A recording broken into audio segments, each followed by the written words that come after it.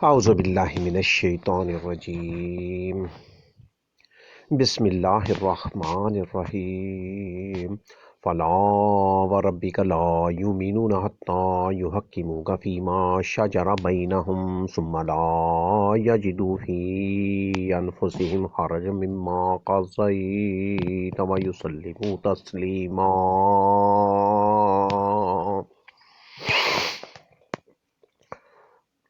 تمہارے رب کی قسم، لوگ جب تک اپنے تنازعات میں تمہیں یعنی محمد عربی صلی اللہ علیہ وسلم کو حاکم نہ بنائیں اور جو فیصلہ تم کر دو اس سے اپنے دل میں تنگ نہ ہوں بلکہ خوشی خوشی مان لیں، تب تک مومن نہیں ہوں گے۔ فلا وربک لا یؤمنون، جی فلا وربک لا یؤمنون حتی یحکموک فیما شجر بینہم ثم لا یجدوا فی انفسہم حرجا مما قضیت ویسلموا تسلیما۔ مومن نہیں ہو سکتے۔ سورۃ النساء 65 نمبر آیت۔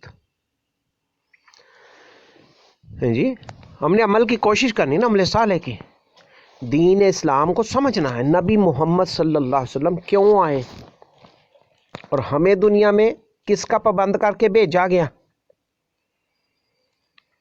جی تو کیا فرمایا کہ مومن ہو نہیں سکتے اپنے تنازعات میں۔ تنازع یہ زندگی ایک تنازع سے ہے، ہر چیز میں تنازع کا مطلب کیا ہے؟ بھی جب کچھ کرنا ہے تو کسی طریقے قاعدے قانون کے مطابق کرنا ہے نا، تو وہ قاعدے قانون ہم نے اپنے عقل سے، اپنے دل سے، دماغ سے نہیں بنانے، وہ سنت رسول سے لینے ہیں۔ جی جیسے آپ صلی اللہ علیہ وسلم زیادہ سوال کو پسند نہیں فرماتے تھے، جو خواہ مخواہ پوچھی جانا ضروری بات ہے، وہ پوچھنی جائز ہے، تو کیا فرمایا کہ جب تک اپنے تنازعات میں جی محمد عربی حاکم ان کو نہ بنا لیں، حکم ہے جی، یحکموک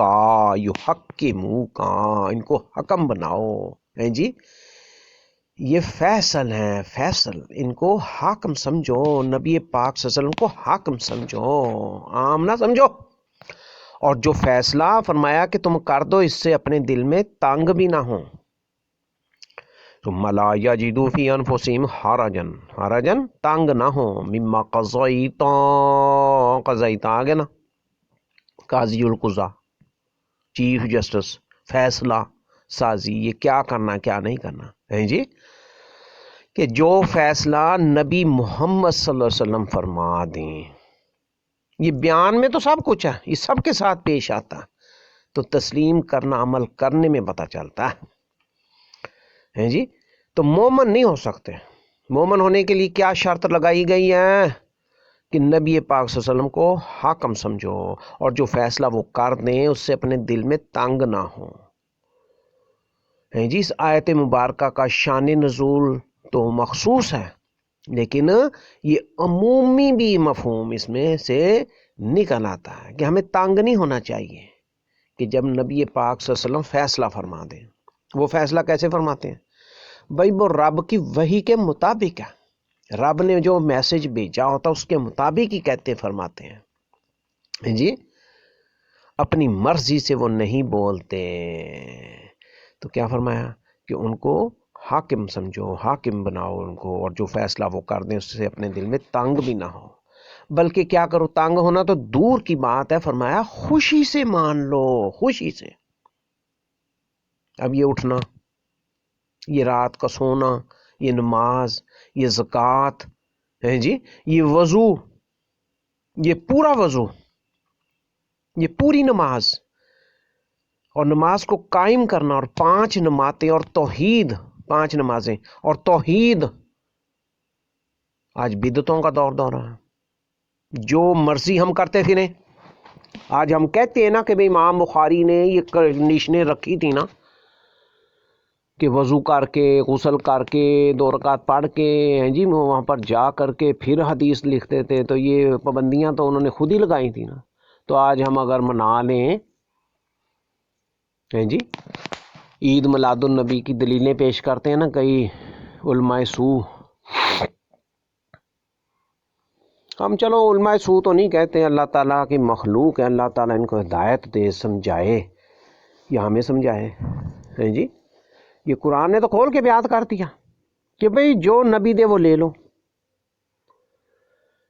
یہ دین ہے، دین یہ اسراف ہے جی، یہ فالتو چیزیں، سارا شہر، یہ خوشیاں، بھئی عمل سے خوشی کرو، نفل پڑھو، روزہ رکھو۔ یہ عید منانے کا کیا طریقہ ہے؟ اب وہ کہتے ہیں جی عید میں روزہ نہیں ہوتا، تو نبی پاک صلی اللہ علیہ وسلم نے اپنی پیدائش کے دن کیا کیا؟ عید منائی ہے، روزہ رکھا ہے نا۔ تو یہ سمجھنے کی ضرورت ہے کہ بھئی کس عید پہ روزہ نہیں رکھنا، عید المیلاد النبی پر روزہ رکھنا ہی رکھنا، یہ نبی پاک نے رکھ کے دکھایا ہے جی۔ اور اسی طرح وہ محرم میں وہ 9ویں 10ویں آپ فرماتے ہیں اگلے سال میں زندہ رہا تو میں روزہ رکھوں گا، 2 دن کا رکھوں گا، یہودی تو 1 دن کا رکھتے ہیں جی۔ اور یہ ہمارے بھائی اہل تشیع روزہ کیا رکھنا، تو وہ کھلے پانی پیو جی، پانی لازمی پیو، جو نہیں پیتا تو پکڑ پکڑ کے پلاتے ہیں اللہ تعالیٰ ان کو فہم دے، سمجھ دے، اس دن لازمی پانی پلاتے ہیں۔ یہ کسی کی دل آزاری نہیں ہے، یہ سمجھنی چاہیے، بات سمجھنی چاہیے۔ یہ پوری کائنات بنی ہے، ٹھیک ہے حضرت امام حسین رضی اللہ تعالیٰ یہ بہت اعلیٰ مقام کے حامل ہیں جی، لیکن ساری زندگی انہی کے گرد گھومتی نہیں ہے، ان کے زندگی ساری ان کے گرد نہیں گھومتی۔ اللہ تعالیٰ کیا فرما رہا ہے؟ فَلَا وَرَبِّكَ لَا يُؤْمِنُونَ حَتَّى يُحَكِّمُوكَ فِي مَا شَجَرَ بَيْنَهُمْ ثُمَّ لَا يَجِدُوا فِي أَنفُسِهِمْ حَرَجًا مِّمَّا قَضَيْتَ وَيُسَلِّمُوا تَسْلِيمًا۔ اس میں کہاں حضرت حسین آ گئے ہے جی؟ کس کا پابند فرمایا گیا؟ حَتَّى يُحَكِّمُوكَ کا کیا ہے؟ یہ نبی پاک صلی اللہ علیہ وسلم کا، ان کو حاکم سمجھیں جی، ان کو حاکم سمجھیں،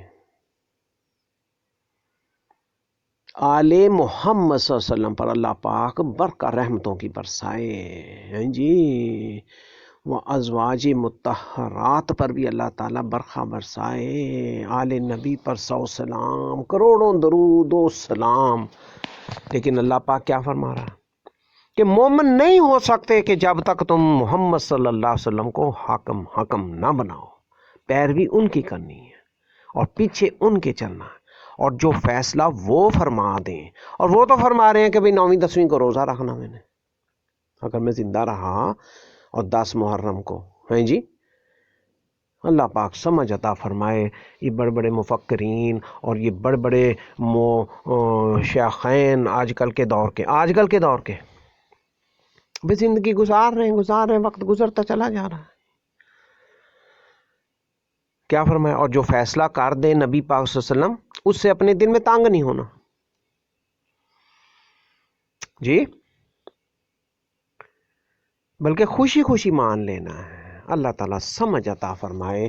ہم نے دنیا میں اپنا تسلط قائم نہیں کرنا، ہم نے دنیا کو اپنے طور پر نہیں چلانا، یہ اللہ کی کائنات ہے۔ پھر جب اس کی پکڑ آتی ہے، اس کی جی ناراضگی آتی ہے، تو پھر ماننا پڑتا ہے۔ تو کیا فرمایا؟ خوشی خوشی پہلے ہی مان لو، یہی کامیابی ہے، یہی نعمت ہے، یہی کامیاب لوگوں کا طریقہ ہے۔ اللہ تعالیٰ اس آیت مبارکہ پر سمجھ عطا فرمائے، عمل کرنے کی توفیق عطا فرمائے۔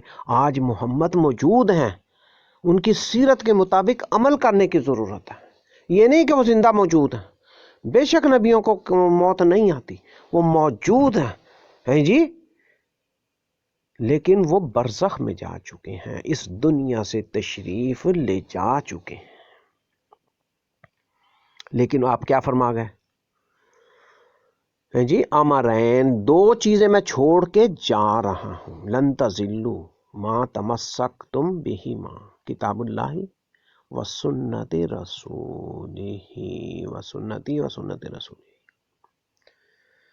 ہیں جی آپ یہ فرما کے گئے ہیں نا. اور وہ کہتے ہیں وہ آ رہی ہیں، سب گھروں میں آتے ہیں، 11ویں شریف کو آتے ہیں. جی آپ فرما رہے ہیں میں 2 چیزیں چھوڑ کے جا رہا ہوں. بھائی جی یہ اختلافی باتیں نہیں ہیں، اللہ تعالیٰ نے یہ فرما دیا ہے فردوہ الی اللہ والرسول، ورنہ پچھتاوا ہی پچھتاوا ہے، رجوع کرنا پڑے گا. باقی جو نہیں کرتے وہ اپنا جواب خود پیش کر دیں گے، پھر رب ان کو خود ہی دکھا دے گا. ہیں جی کیا فرمایا آج یہ ہوتا کہ جی نبی وہ نور من نور. استغفر اللہ استغفر اللہ. بھائی نور کو فنا نہیں ہے، اللہ پاک کو فنا نہیں ہے. هو الباقی هو الاول هو الاخر هو الظاہر هو الباطن. جبکہ رسول وہ ایک خاص مدت تک کے لیے آتے ہیں جی، پیغام رب کا پہنچاتے ہیں، عمل کر کے دکھاتے ہیں، زندگی گزار کے چلے جاتے ہیں. ان کا اتنا ہی میسج ہوتا ہے جی. باقی پھر حضرت عیسیٰ علیہ السلام نے بھی 6 سپارے میں نا وہاں بیان فرمایا ہے نا کہ یا اللہ میرے بعد تو انہوں نے کیا کیا تجھے ہی پتا ہے جی. یہ عیسائیوں نے ہے جی مجھے عیسیٰ کو یا میری ماں مریم کو ہے جی الہ بنایا، لا ہے یہ کہتے ہیں. رب پوچھے گا نا کہ تو نے کہا تھا کہ ان کو رب بنا لو ہے جی، تو کیا فرمائیں گے وہ کہ تو بہتر جانتا ہے، میرے بعد میں تو دنیا سے اٹھا لیا گیا تھا، دنیا سے چلا گیا تھا، مجھے تو پتہ نہیں تھا. تو اسی طرح نبی پاک صلی اللہ علیہ وسلم بھی ان کی ڈیوٹی، ان کے اعمال، ان کی سنت قیامت تک ہے، مگر ان کا میسج پہنچانا ہے جی اور وحی کا آنا یہ ختم ہو گیا ہے نا. اس طرح وہ تشریف لے جا چکے ہیں، وہ اعلیٰ علیین ہے جی. ان کے لیے تو سوچوں سے بھی آگے درجے ہیں، بہت اعلیٰ مقام ہے، کیونکہ وہ کر کے دکھا گئے. آج ضرورت اس چیز کی ہے کہ ہم اس کو تسلیم کر لیں اور رب کو رب مانیں اور رسول کو رسول مانیں. رب کو رسول نہ مانیں اور رسول کو رب نہ مانیں جی. اللہ تعالیٰ سمجھ عطا فرمائے. اور یہ بات بہت بنیادی ہے اور یہ بات سمجھنے کی ہے کہ اللہ تعالیٰ اس چیز کو ہمیں سمجھ عطا فرمائے کہ ہم تابع داری کریں تو رسول کی اور اللہ کی ہے جی، اور اپنے تنازعات کو اور ان چیزوں کو ہم سمجھیں، ہم سمجھ لیں. اللہ تعالیٰ یہ بات بار بار قرآن میں فرماتا ہے جی پیروی کرو تو رسول کی کرو. کس کی کرو؟ اللہ تعالیٰ سمجھ عطا فرمائے. بات سمجھ کی ہے، یہ دین اسلام سمجھ کے ساتھ ہے. تفقہ فی الدین، فہم حاصل کرنا یہ برکت کا باعث برکت ہوتا. تو خود بخود کیسے ہے؟ دین اسلام سیکھنا پڑتا ہے. دین اسلام خود بخود چیز نہیں ہے، یہ وہی رب نے اس لیے بھیجی ہے. تو خود بخود ہوتا تو خود بخود ہی چلتی دنیا، ایسا نہیں ہے جی. کوشش کے ساتھ ہے، جہد کرنی پڑے گی، جہاد جہد کوشش، اٹھنا پڑے گا، کھڑے ہونا پڑے گا، یہ کچھ کرنا پڑے گا. اور تھوڑا ہے یہ یقین کر لیں کہ رب نے جو کہا ہے بہت آسان اور تھوڑا، ورنہ پھر اس کے بعد بہت مصیبتیں ہیں، بہت پچھتاوے ہیں، آگ ہی آگ ہے، پیپ ہے، پانی گرم ہے. استغفر اللہ. یہ عذاب قرآن واضح کھول کے کرتا ہے. ایک تو دنیا میں عذاب دیے گئے، ایک آخرت میں آنے ہیں، قیامت کے بیان کیے گئے ہیں، بعد کے جہنم کے. استغفر اللہ. اللہ تعالیٰ سے دعا ہے کہ اللہ تعالیٰ دین اسلام کو خالص اپنی رضا کے لیے سمجھنے کی توفیق عطا فرمائے اور عمل صالحہ نیک اعمال اپنی رضا کے لیے کرنے کی توفیق عطا فرمائے اور ہم سے راضی ہو جائے. اور ہم سے کیسے راضی ہوگا یہ بھی قرآن کھول کے بتاتا ہے. وآخر دعوانا الحمدللہ رب العالمین. والسلام علیکم ورحمۃ اللہ وبرکاتہ.